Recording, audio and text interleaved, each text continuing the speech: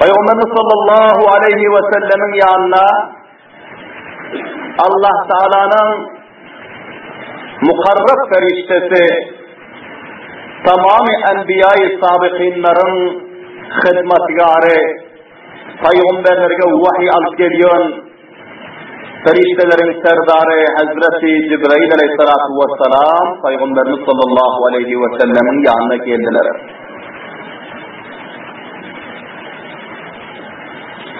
Vaktiki Peygamberimiz sallallahu aleyhi ve sellemin yanına gelip bularına mudarib oldu. Ki Peygamber sallallahu aleyhi ve sellem onları avval bul şeklu surette görmediler. Bir görmedik nersani ki onun özü hem bir nihayet cesim kadu kavaralı köpür ketteken buzruk haybetli nerse bolsa hamaka insanın yüreğine bir tesir taşlıyor. Peygamber sallallahu aleyhi ve sellem Hazreti Cibril Emin aleyhisselam'ını gördüler ki köpür haybetli ve kadu kavaralı mahluk ki onun başı asmanda ve ayakları yerde havanın yüzünü tutup ve Peygamber sallallahu aleyhi ve sellem'e köp bir yakşı suretten namudar oldular ve Peygamber sallallahu aleyhi ve sellem'e muhabbet bilen ayttılar ki fakale ikra ya Muhammed ey Muhammed sallallahu aleyhi ve sellem sen okuyun dedi. Fakale Resulullah sallallahu aleyhi ve sellem ma ana biqari'in Peygamberimiz sallallahu aleyhi ve sellem ayttılar menin savadım yok men okuyup bilem yok dedi Peygamberlerimiz.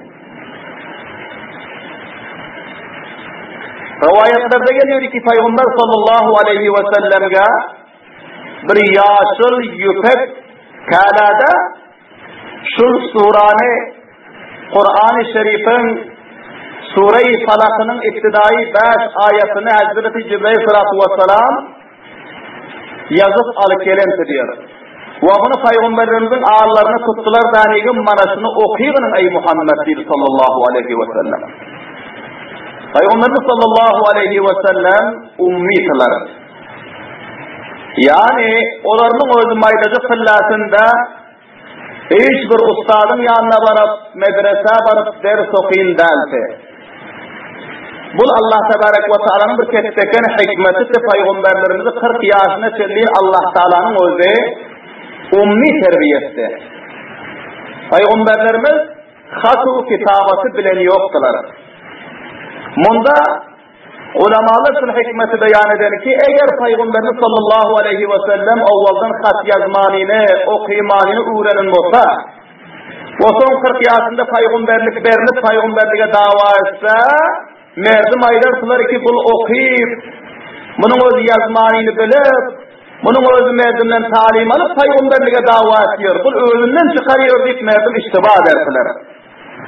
Ama avvaldan yazmanını, okumanını bilmem duran adam 40 yaşa varandan sonra şarladıp Kur'an okuyup durursa şunun özü bir ketteken mucize oluyor.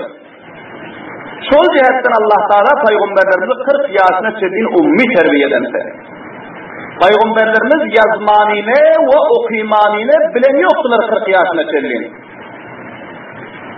Vaktiki Peygamberlerimize peygamberliklerinde Peygamberimize Kur'an nazil oldu. Peygamberlerimiz ummatın içine gelip Kur'an'ı çarladı okuyup oturuyor. Elinde merdim iştiba edip bilmediler. Merdim Peygamberlerimize ittihamat edip bilmediler ki sen avvaldan okumanını biliyorsun. Savadın var, sen yazıp biliyorsun. Sen bunu Kur'an'ı özünden yazıp özünden çıkardın deyip aklı var adam olsa bunu ayıp bilmiyorsa. Yani şol sebeple Peygamberlerimiz ummi terbiye olansa Peygamberimiz sallallahu aleyhi ve sellem aytlar ma ana biqari'in men okuyup bilem yok, benim savadım yok, men hat yazmanın, hat okumanı bilem yok dediler Hazreti Cibril sallallahu aleyhi ve sellem. Kala فأخذني حتى بلغ مني الجهد. Peygamberimiz sallallahu aleyhi ve sellem aytıyorlar Vakti ki men şu diyenden son Hazreti Cibril sallallahu aleyhi ve sellem beni kucağına aldılar, benigim bir katı kıstılar diyor. Şunca katı kıstılar ki benim özüm has katı teklife aldım diyor. Karisti ki canım çıkıp gitti diyor. Şunca beni katı kıstılar diyor. Son Summa arsalani, yanına beni koyuvardılar diyor. Hazreti Cibril sallallahu aleyhi ve sellem koyuvardılar. Koyuvarından sonra yanına ayettiler, fakala ikra. Yanına ayettiler ki oku ey Muhammed sallallahu aleyhi ve sellem, oku dediler. Peygamberimiz sallallahu aleyhi ve sellem ayettiler ki ben okuyup bilem yok. Benim savadım yok. Deyip yine siz cevap verdiler. Son Hazreti Cibril sallallahu aleyhi ve sellem ikinci mertebe yine Peygamberimizi kucaklayıp sıktılar diyor. Şunca kıstılar ki Peygamberimiz sallallahu aleyhi ve sellem ayettiler ki karipti ki benim canım çıkıp gitti. Şunca beni kıstılar diyor. İntihai derecede benim o teklife yetiştim diyor. Son yine koyuvardılar. Koyuvarından son yandan ayettiler ikra ya Muhammed, ey Muhammed oku dediler. Son Peygamberimiz sallallahu aleyhi ve sellem üçüncü mertebe hem şu cevap verdiler ki ma ana bi qari'in.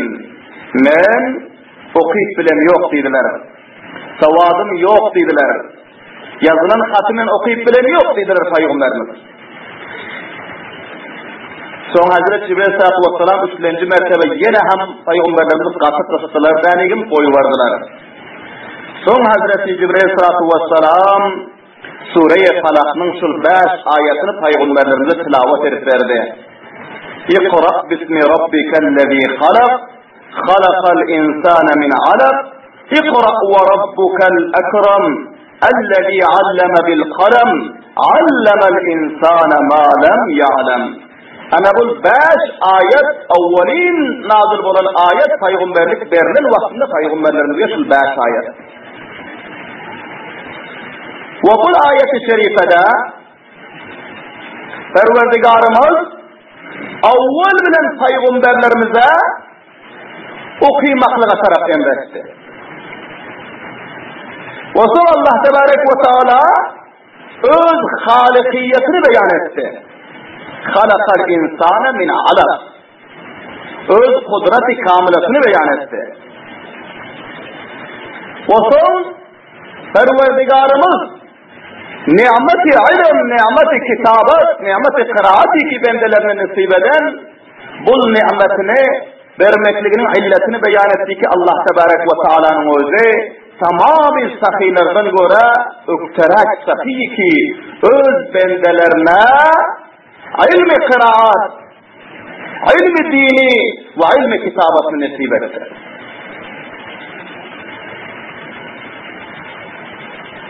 الذي علم بالقلم علم كتابتنا الله تبارك وتعالى إنسان نصيبا قل الله تعالى مكتكن نعمته علم الإنسان ما لم يعلم إنسان الله تعالى نوجد بالميون نرسسنه معلومات yok nerselerine kamiyatlığın yolunu, dinin yolunu, Kur'an ve hadisini Allah Teala nojud bendelerine talim verdi. Bu ayet-i şerifelerde ta'lim almaklık ve ta'lim vermeklik, ilmi dinilerini ve ilmi dinilerini yazmaklık ve okuymaklık, kıraat etmeklik, bunların fazileti beyan oldu. Şol cihetten bizlerge bu Kur'an-ı Şerif'in ibtidai ayetleri sabab veriyor ki bizler eğer 40 yaşan olsak hem, muysefit bulun olsak hem, eğer ibtidada ta'limimiz tekmil olmadık olsa bizler ilmi kıraat, ilmi kitabat ve ilmi Kur'an-ı hadisi öğrenmekliğe koş etmeli ve ondan yüz övermeliyken bizim de karrıydık, yaşımız öttü, okuyup oturmaz diyemeliyken okuyuvermeli, öğrenmeli, talim almalı. Peygamber sallallahu aleyhi ve sellem'e 40 yaşında Perverdigarımız okuymaklık emrediyor. Okuyunum. Hazreti Cibril sallallahu aleyhi ve sellem Allah Teala tarafından ayet-i Kur'an'dan alıp gelip Peygamberimize talim veriyor. Peygamberimiz sallallahu aleyhi ve selleme 40 yaşından sonra ilm-i nübüvvet verildi. Peygamber sallallahu aleyhi ve sellem'e Kur'an-ı Şerif'i kıraat etmekliğin ilmi nimeti verildi. Onda bizlerin yaşlı ve yaş kişilerimize Peygamber sallallahu aleyhi ve sellemin bu sireti ve Kur'an-ı Şerif'in bu ayetleri sabah veriyor. Bizler talim almakla koşuş etmeli. Zaruri ilimlerimizi öğrenmekle koşuş etmeli. Bizler yaşımız öttü, qarrıydı. İndi neyem bolsak şol deymelden eken. Şol cihetten Peygamberimiz sallallahu aleyhi ve sellem ayetler "Utulubul ilma minel mahdi ilel lahad." Sizler talim alınlar, ilmi dinine sallançaktan tutup ta kabra var inşamız deydiler. Bebeklikten tutup ta inşan ilmi öğrenmekliğe, talim almaklığa bizim mahbub Peygamberimiz bizlerge emretti. Şol cihetten aziz kavmlar, her bir eklerimizde muhim şol ki ezgir namazın izinden, Yakup'tan namazın izinden kelimelerimizi kıraat etmeli. Sureler iki namazda koşuyoruz. 10 sure-i ki var. Ta'alem terekeyfe açellin. Bu sureleri talim almalı. Taharetin farzlarını, sünnet-u mustahabbatlarını öğrenmeli. Guslun mesaillerini, teyemmümün mesaillerini, namazın farz-u, vacib-u, sünnet-u mustahabbatlarını talim almalı. Tüccar olsak, ticaretin ilmini öğrenmeli ki Kur'an-ı hadiste fıkh Hanefi'de bahsettiği beyan bulan. Ve hamçınan eğer dehkan olsak dehkancılığın ilmi var. Tüccar olsak ticaretin ilmi var. Muhsefit olsak muhsefittin ilmi var. Tabakayı cevan olsak cevanın ilmi var. Dünyanın her şubasında zindelik etiyon olsak hemmesinin mesailleri, ahkamları, Kur'an-ı hadiste ve fıkhın kitaplarında bahsettiği beyan olan bunu öğrenmeklik bizlerin gözlerimize farz ve lazım. Allah'ın hükmü ki ikra ve Peygamber sallallahu aleyhi ve sellem'in hükmü ki uslubul ilme minel mahdi ilellah. Şol cihetten bizlerge bunun çok mühim. Ama afsus ki bizler 24 saatimizi dünyanın işleri için vakfediyoruz. Ama yarım saat Mollumamın yanında ya kaysı bir ustadın yanındaki onun özü milyon olsa dize çöküp şondan talim almaklığa bizler vakit tapamız yok. Bu bizlerin susluğumuz, bizlerin bipervalığımız ve Resulullah sallallahu aleyhi ve sellemin mübarek tarikalarına muhalifatlığımız bunun özü. Hudayna karşı eğer sul sistemde eğer gidiversek onda bizler günme günden karanlığa taraf gidiyoruz. Günme günden nakamlığa taraf gidiyoruz. Ve günme günden halaketliğe taraf gidiyoruz. Eğer özlerimize halaketten, nakamlıktan tamamı abad-ı zindeginin müşkülatlarının necat verildiyse ki ilim talim almalı, Kur'an öğrenmeli, hadis öğrenmeli ve ahkam-ı mesailleri öğrenmeli. Bugün Müslümanlar, hususan milleti Afganistan biz o sizleri ki anva-u aqsam müşkülatlarga, halaketlerge, musibetlerge muftala yegane illeti şol ki bizler bi talim-u bi savat kalan. %95% milletimiz bi savat. Ulûm-i dünyevinaha oyazda koyun, ulûm-i diniden, öz gerdenle farz ulûmlardan bir haber ve onu öğrenmekliğin gamında del, onu öz mesuliyeti bilen yoklar.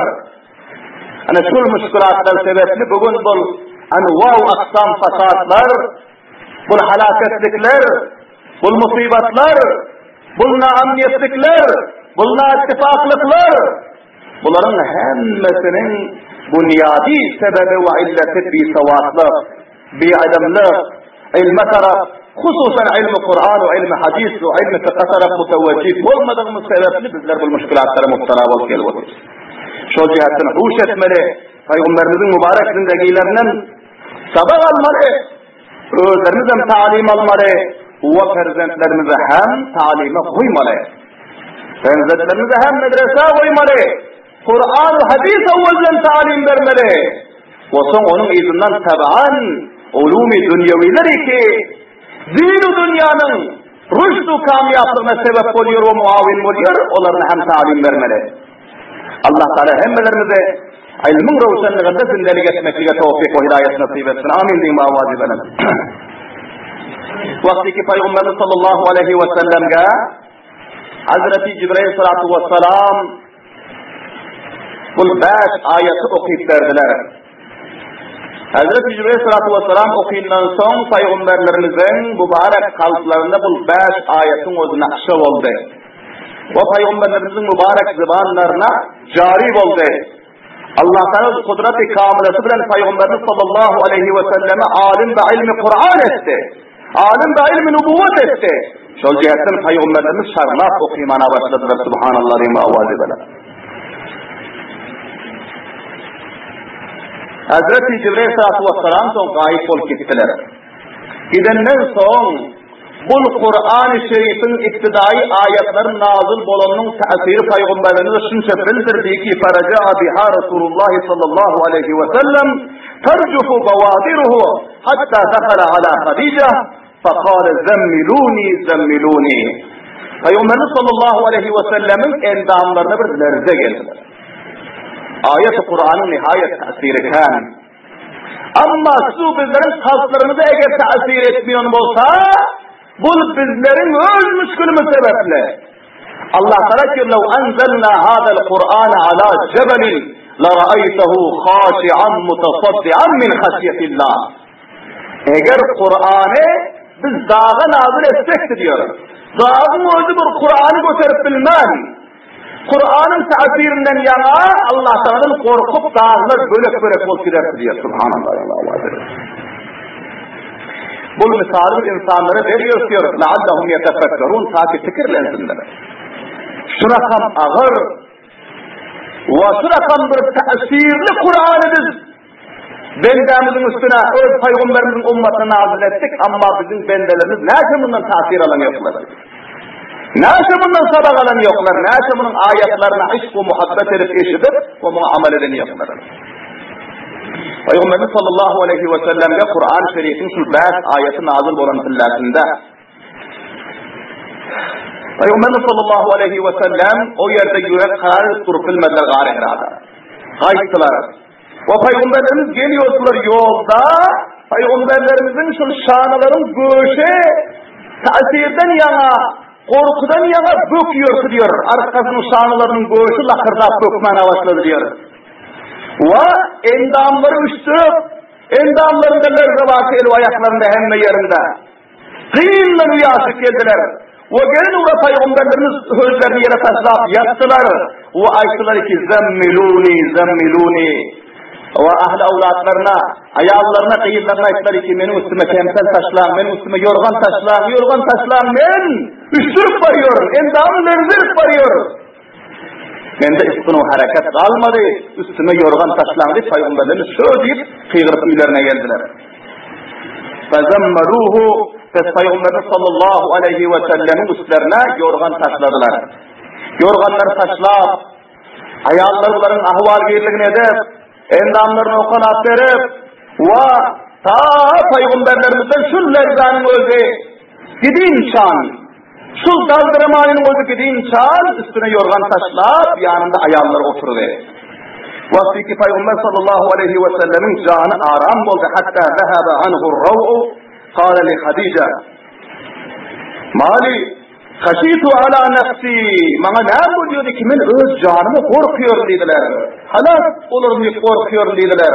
Şu rakam bir müşkül iş oldu. Ve benim yanıma şu rakam surette bir mahlukun özü geldi. Ve bana şu zatları talim verdi. Ve bende şu eser peyda oldu ki endamma lerze geldi. Özümü saklayıp bilmedim. Tille yaşık geldim. Men korkuyorum ki men helak bolarım kâdi Peygamberimiz ayallarını söylediler diyor. Fa'akbarahal habara son şu bolan vakiyalar aylık verdi Hazreti Hatice radıyallahu ta'ala anha'a. Vakti ki bu haberleri eşitenden son karanında bunların soğan ayalları Peygamberimiz sallallahu aleyhi ve sellem'e tesella verdiler. Onların gönlünü göterdiler. Onlara hoş haberlik verdiler. Fakalet Hatice'tu kalla abşir fa vallahi la yuhzikallahu abada. Hazreti Hatice radıyallahu ta'ala anha Peygamberlerimize ayettiler. Kalla hergiz siz helak olmuyorsunuz. Siz hiç korkmayın dediler. Hergiz siz helak olmuyorsunuz.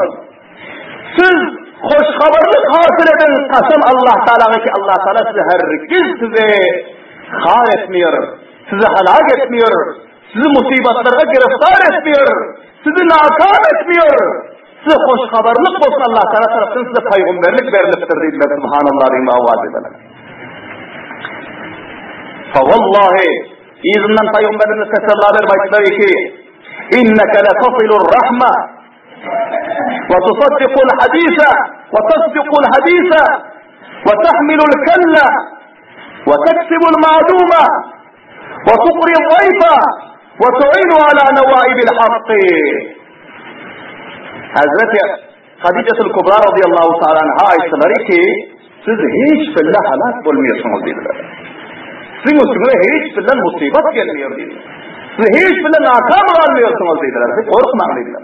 Ne için? Sizde yakşı sıfatları var. Bu yakşı sıfatları her bir insanda tapılsa o insan dünyada hem nakam olmuyor ve ahirette hem nakam olmuyor dediler. O sıfatların bir usul ki siz sıla-i rahmet diyorsunuz dediler. Sıla-i rahmet diyorsunuz. Yani öz doğanu, inağı, komu, karındaşlarımızdan habergirlik ediyorsunuz. Bunlardan difa ediyorsunuz. Bunlardan hemkarlık, hemkarlık ediyorsunuz. Her kimdeki sıla-i rahm sıfat olsa, onun ömrü zin olmalı. Her kimdeki sıla-i rahm sıfat olsa, onun dünyevi işlerine terakki etmeli. Her kimdeki sıla-i rahm sıfat olsa, onun uhrevi işlerine terakki etmeli. Bu sıfat çok bir muhim sıfat. Bu sıfat her bir bende de olsun kamyap olmaz. Subhanallah'ın avadı. Sıla-i rahm. Bugün bizler ki, inağımızın ortamızda, homlun ortamızda, anva-u aksam adavatu, düşmandarlığı, derbederlikleri, hulrizlikleri ki peyda oldu illeti şulki bizlerde sıla-i rahm kalmadı. Sıla-i rahm yok. Ne doğanın kadri var, ne Yasir'in kadri var, ne Yaşkişi'nin kadri var, ne inanın kadri var, ne atanın kadri var, ne babanın kadri var. Sıla-i rahm bizleri ortamızda kalmadı. Şol cihetten Allah Teala ittifaklığı ortamızdan götürüp ittifaklık taşladı. Buğzu, adavatu, düşmandarlık ortalarımızda peyda oldu. Safarımız dava gidiyor, safarımız cengele gidiyor, safarımız fısk o fucurluklara gidiyor, buğzu, adavatlara gidiyor. İlleti sulki sıfat-ı sıla-i rahm ortadan götürür. Her kimdeki sıfat-ı sıla-i rahm olsa, o kamiyat, onun inağası yakşı görüyor. Onu kavmi yakşı görüyor. Onu milleti yakşı görüyor. Onu ayağını erkek yakşı görüyor. Hiç kim ona düşmandarlık etmiyor. Hiç kim onun canına haridar olmuyor. Hiç kim onun malına haridar olmuyor. Malı hem mahfuz ve canı hem mahfuz oluyor. Şol cihetten aziz kavmlar muhim bizlere şol ki dünya ve ahiretin müşkilatlarına necat tapandıysek sıla-i rahm sıfatı özlerimizde peyda etmeli. Peygamberimiz sallallahu aleyhi ve sellem'e ayalları ki Hazreti Hatice radıyallahu anh'a danışmandı. Ve bunların ağaları alimdi. Bunlar özleri Tevrat ve İncil'in kitaplarına alimdi. Bunlar biliyorsular ki sıla-i rahimlik şurafan bir yakşı sıfatı ki her bir Müslümanda olsun kamyap oluyor. Ayetleri ki sizde sıla-i rahimlik var ya Resulullah dediler. Ya Muhammed sizde sıla-i rahimlik var sol cihette siz nakam kalmıyorsunuz dediler. İnneke letasilur rahma ve tasdukul hadis ve sizde ikilenci yakşı sıfat şul ki siz rahatsız dediler. As-sidqu yunci vel kizbu yuhlik. Rahatsızlık insanı necat veriyor. Sizde rahatsızlık sıfat var. Şol cihetten siz hatmen necat tapıyorsunuz. Hiç filan siz müşkülata muvacih olmuyorsunuz. Hiç filan siz halak olmuyorsunuz. İlla subhanallah din avacih. hadis-i mübarekanın bu noktasından bizlerge malum oluyor ki sıfat-ı sadakat sizlerde eğer var olsa ticaretimizde, ziraatımızda, her bir şobe-i zindagimizde, her bir karubarımızda rastgoylik etsek, merdimi aldamasak, yalan getlemesek, hıyanet etmesek, sadakat-ı rastgoylikten muamele etsek bizlerin kamyaplığımızın alamatışıdır. Hudayla kasta yalanım getler, merdimin gözüne toprak vurup, merdimi aldı, sözlü bir mali dünya için yalan o kezzaplığa muhtala olsa, nakamlığımızın alamatı ne ticarette bereket olmalı, ne deyhançılıkta bereket olmalı, ne karubarda bereket olmalı, ne kesb-u hunerde bereket olmalı, hiç kaysında bereket olmuyor. Şol cihetten ikilenci muhim sıfat iki peygamberlerimize vardı, ol rastgoylukta. Ve üçlencisi Hazreti Hadice radıyallahu teala anha ayetleri ki siz halak olmuyorsunuz ya Muhammed değiller. Ne için ki siz yıkılıp kalan adamları tutuyorsunuz değiller. Yıkılanları kolluyorsunuz. Ve biyo bişara garibu yetimu miskinlere kömek ediyorsunuz, hemkarlık ediyorsunuz. Tüm sıfat sizde var. Şol cihetten siz nakam olmuyorsunuz değiller. Gariplerin üstüne ağır ağır yüklerini götürüyorsunuz, gamlarını götürüyorsunuz yetimu yesirlerin üstünden. Ve törtlerini sıfat sizde şul ki ve teksibul ma'duma ve siz yok adamlara özünüz kesberip tapan mallarınızdan kömek ediyorsunuz değiller. Yoksuzlara, garibu miskinlerine, biyu bişaralarına, yetimu yesirlerine kömek ediyorsunuz. Bu sıfat her kimde var olsa o adam nakam olmuyor dünyada. Halak olmuyor o adam, kamyap olmalı hatmen. Ve taqri zayıfa ve beşinci sıfat sizde şul var ki siz mihmannavaz değiller. Mihmana izzet ediyorsunuz. Mihmana ihtiram ediyorsunuz. Mihmana yakın hizmet ediyorsunuz. Her kimdeki mihmannavazlık sıfat olsa Allah Teala onun razı olmalı. Allah Teala'nın razı olsa o dünya ve ahirette nakam olmuyor. Ve altıncısı ve tu'inu ala nevaibil hakkı. Peygamberimiz sallallahu aleyhi ve sellem'e örsever ayalları Hazreti Hadice'tul Kubra radıyallahu teala anha ayetleri ki siz kömek ediyorsunuz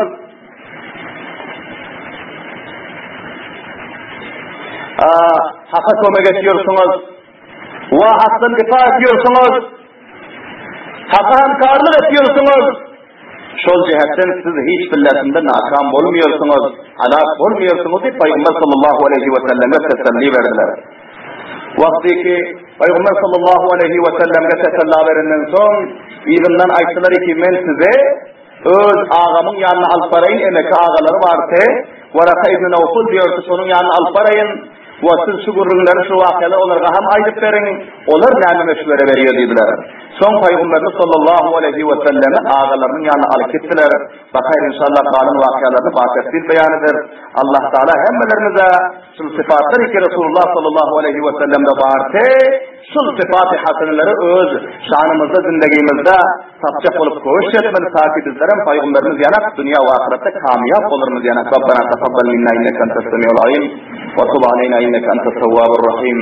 Allahümme sellim dinana ve sellim imanana ve zeyin ahlakana ve sebbit akdamana ve ansurna alel kavmil kafirin ve sallallahu ala khayri halqihi Muhammedin ve alihi ve sahibi ecma'in.